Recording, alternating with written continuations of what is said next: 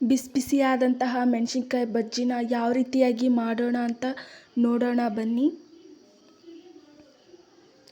ಮೊದಲನೇದಾಗಿ 1 ಕಪ್ ಕಡಲೆ ಹಿಟ್ಟು, 1 ಟೇಬಲ್ ಸ್ಪೂನ್ ಅಚ್ಚ ಖಾರದ ಪುಡಿ, ಚಿಟಿಕೆ ಉಪ್ಪು, ರುಚಿಗೆ ತಕ್ಕಷ್ಟು, ಚಿಟಿಕೆ ಸೋಡಾ, ನೀರನ್ನು ಹಾಕಿ ಕಲಿಸ್ಕೊಳ್ಳೋಣ.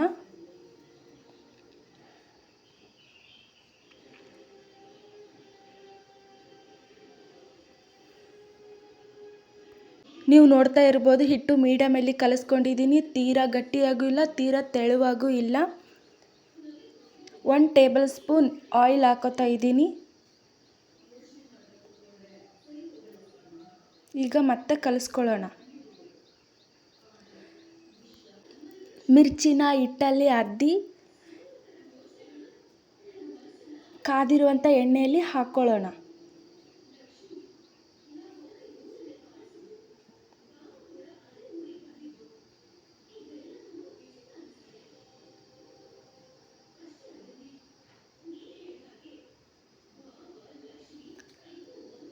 ಮೀಡಿಯಂ ಫ್ಲೇಮಲ್ಲಿ ಇಟ್ಟು ಬಜ್ಜಿನ ಹುರ್ಕೊಳ್ಳೋಣ.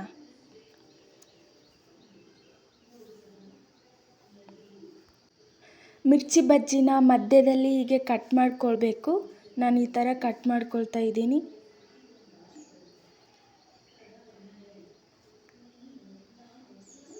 ಸಣ್ಣದಾಗಿ ಕಟ್ ಮಾಡ್ಕೊಂಡಿರುವಂಥ ಈರುಳ್ಳಿ ಹಾಕ್ಕೊಳ್ತಾ ಇದ್ದೀನಿ. ಸ್ವಲ್ಪ ಖಾರ ರುಚಿಗೆ. ಸಖತ್ ಕಾಂಬಿನೇಷನ್ ಇರುತ್ತೆ. ಒಂದ್ಸಲ ಟ್ರೈ ಮಾಡಿ. ವಿಡಿಯೋ ಇಷ್ಟ ಆದರೆ ಲೈಕ್ ಮಾಡಿ, ಶೇರ್ ಮಾಡಿ, ನಮ್ಮ ಚಾನಲ್ನ ಸಬ್ಸ್ಕ್ರೈಬ್ ಮಾಡಿ. ವಿಡಿಯೋ ನೋಡಿದ್ದಕ್ಕಾಗಿ ಧನ್ಯವಾದಗಳು.